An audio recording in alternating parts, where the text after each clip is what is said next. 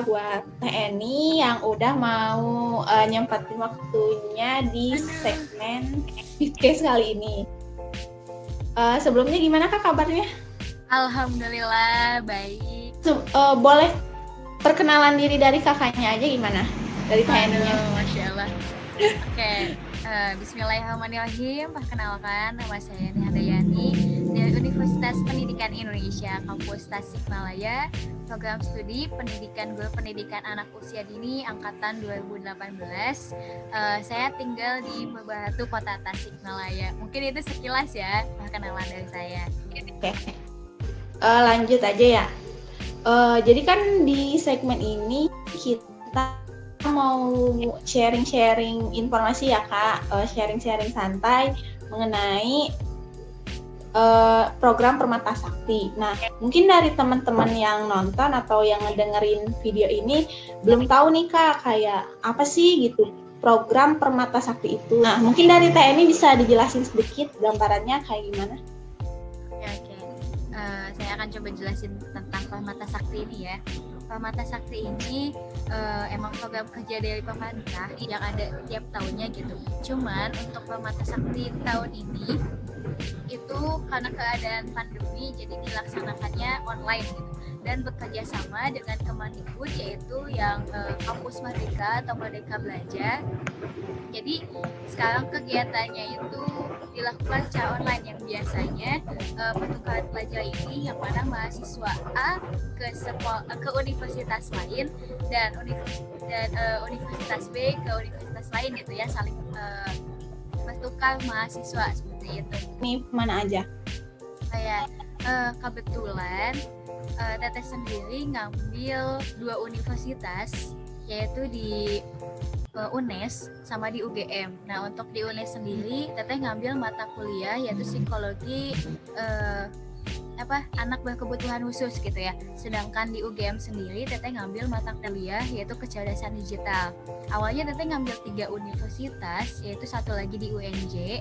Hanya saja UNJ itu masih dalam satu wilayah dengan UPI gitu ya. Jadi kita tidak bisa mendaftar ke UNJ, makanya di UNJ nama Teteh itu di blacklist gitu. Jadi tidak bisa harus mendaftar di universitas yang emang beda wilayah dengan UPI. Oh jadi sebelum mau milih univnya itu dibagi dulu ya Kak, kayak PTN-nya tuh masuk ke wilayah mana aja gitu? Iya, kan banyak jadi harus tuh. Ya, jadi lintas wilayah gitu ya Kak, biar ya. Nah, maksimal buat ngambil PTN-nya tuh berapa tuh Kak? Kita sebenarnya nggak dibatas ke PTN-nya, tapi dibatasnya itu ke SKS, yaitu ada 20 SKS maksimal. Karena Teteh udah ngambil SKS di UPI gitu ya, sebanyak 21 SKS, makanya Teteh hanya mengambil beberapa aja gitu, hanya mengambil 6 SKS aja di program Permata Sakti ini. Karena kalau misalkan Teteh ngambil maksimal yang 20 SKS itu takutnya yang di universitas asal gak keampu gitu. Jadi semampunya kita aja, cuman maksimalnya itu 20 SKS. Oh jadi lebih dibebasin lagi ya Kak, cuma dikasih maksimalnya tuh 20 ya? Iya, maksimalnya 20. Ya, 20. Nah, untuk durasi belajarnya tuh berapa lama sih Kak per matkulnya gitu, per matkulnya? Kan sebelum kita ngontrak kita udah tahu dulu gitu mata kuliah itu berapa SKS. Nah kebetulan 2 mata kuliah yang Teteh ampu itu masing-masing 3 SKS. Jadi 1 SKS dihitung 50 menitan lah ya. 50 kali 3 150 menitan gitu dalam satu matkul itu. Ada juga sih yang 2 SKS cuman itu beda mata kuliah itu, cuman yang Teteh ampu itu rata-rata 3 SKS. Jadi pelajarannya seminggu itu 150 menit. Itu apa sih? Jadi jangka waktunya tuh 1 semester atau berapa semester tuh Kak program Permata Sakti ini? Program Permata Sakti ini jangka waktunya itu 1 semester. Jadi selama semester 5 ini kita nggak hanya belajar di universitas universitas asal, kita juga bisa belajar di luar universitas gitu, di luar universitas yang kita ampu, yaitu kayak di UNES, di UGM dan sebagainya. Jadi selama 1 semester aja. Nah Kak, kalau misalkan ada adik tingkat yang pengen ikut program ini nih, nah itu tuh untuk tingkat berapa sih Kak? Lebih dikhususinnya gitu. Untuk program Permata Sakti yang sekarang ini dikhususkannya itu untuk semester 5 dan semester 7.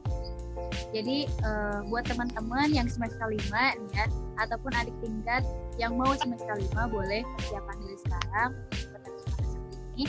Tapi buat teman-teman yang sekarang udah semester 5 tapi nggak sempat ikutan gitu ya, bisa ikutan di semester 7 karena program Mata Sakti ini nggak hanya dilaksanakan di semester 5 aja, tapi bakal ada di semester 7 juga. Cuman untuk yang pernah ikut kegiatan ini, kalau nggak salah tidak diperkenankan untuk ikutan di semester 7, jadi kesempatannya hanya 1 kali.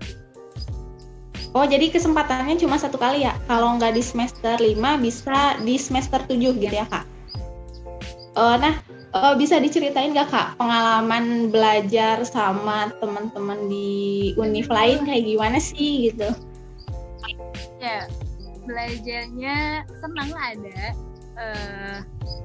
deg-degannya ada gitu ya. Senang bisa kenal dengan teman-teman yang lain yang beda dengan kebudayaan gitu ya, beda bahasa juga, tapi deg-degannya ada gitu karena kemampuan kita berbeda-beda. Di sana kita dilatih juga buat berdiskusi, buat public speaking, buat berbicara gitu dengan teman-teman lainnya. Jadi campur aduk lah gitu ya untuk kegiatan seperti ini tuh harus mempersiapkan mental, pengetahuan dan lain sebagainya harus dipersiapkan. Kak dapat pengalaman baru, terus kayak ada tantangan tersendiri juga gitu ya Kak.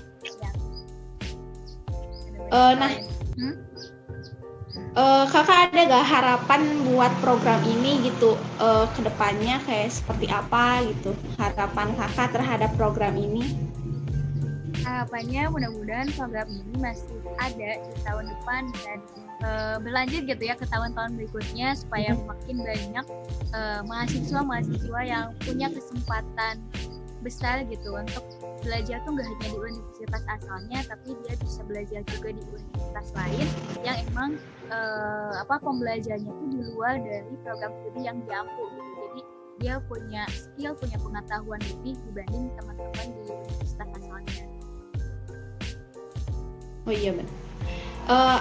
Ada pesan buat adik tingkat gak Kak, kayak ada tips-tipsnya nih, kalian mau mempersiapkan buat ikut program ini harus gimana aja sih Kak, kan kayaknya masih bingung ya. Nah, ada gak kayak pesan atau tips and trick dari kakak sendiri buat adik tingkat tuh apa gitu persiapannya? Oke. Sebenarnya persiapan Teteh dan teman-teman juga kebilang dadakan gitu ya, karena kita juga tahu informasi ini dadakan dan mengenai pendaftaran juga masih bingung gitu karena pihak kampus juga belum mengetahui persyaratan seperti apa dan lain sebagainya. Mungkin dari sekarang kita persiapkan mental belajar kita, terus presentasi kita diperbaiki, terus IPK juga kalau bisa gitu ya tidak boleh turun kalau bisa di 3,00 ke atas, karena itu juga yang menjadi persyaratan untuk bisa mengikuti Permata Sakti ini. Karena di program studi yang Teteh ambil di PG PAUD, alhamdulillah banyak yang ikut, cuman diseleksi hanya teman-teman yang IPK-nya emang masuk ke dalam 10 besar yang pendaftar itu. Jadi hanya dipilih 10 orang saja yang bisa mengikuti Permata Sakti ini. Jadi dipersiapkan dari sekarang mungkin ya untuk menilai gitu, persiapan presentasi dan sebagainya. Karena persyaratan yang lainnya itu bisa kita persiapkan kok, meskipun dadakan dan sebagainya. Karena yang tinggal pemenuhan kayak biodata atau misalkan KRS dan lain sebagainya, itu bisa sih. Jadi yang paling penting tuh persiapin maksudnya kayak belajar dari sekarang ya buat nilai kita tuh biar maksimal gitu, biar seenggaknya IPK kita bagus. Jadi ketika ada pendaftaran atau pembukaan program ini, jadi kita gak terlalu khawatir ya kalau emang IPK kita tuh bagus gitu ya Kak. Ya benar-benar. Sama harus kita tuh apa ya, semangat buat mencari informasi gitu ya, karena informasi itu gak diem di tempat gitu, harus kita yang cari duluan. Soalnya teteh juga dapat informasi langsung bergerak daftar gitu ya. Nah ketika teteh udah daftar, udah masuk gitu ya ke list peserta Permata Sakti, tiba-tiba teman teteh pada nanyain kok bisa dan lain sebagainya, karena informasi tersebut mereka nggak baca, mereka nggak tindak lanjut. Nah jangan sampai pas jadi informasi yang beredar gitu ya di sekitar kampus, kalian harus baca dulu, harus amati terus actionnya gitu, jangan sampai ketinggalan seperti teman-teman. Nah iya benar Kak, informasi itu penting banget ya. Jadi kayak kadang ada orang yang malas nyari info gitu, jadi ya bukan percuma sih, kayak gimana ya, sayang aja ya kalau misalkan nilai kita udah bagus tapi kita kurang update gitu kayak info-info terbaru ya, jadi kan bisa hangus aja ya kesempatan itu. Teteh paling cuma mau bilang hidup cuma sekali, jadi hiduplah yang berarti. Jika ada peluang di depan matamu, ambillah, jangan sia-siakan. Paling itu mungkin ya closing statement. Iya. Masya Allah banget. Teh Eni makasih banyak ya buat waktunya. Sama-sama, makasih juga. Manfaat banget ya. Ngundang Teteh nih, Masya Allah. Kayak suatu kehormatan gitu ya bisa masuk YouTube channelnya Siva, Masya Allah. Iya Kak, makasih banyak ya Kak sekali lagi. Wassalamualaikum warahmatullahi wabarakatuh. Waalaikumsalam warahmatullahi wabarakatuh.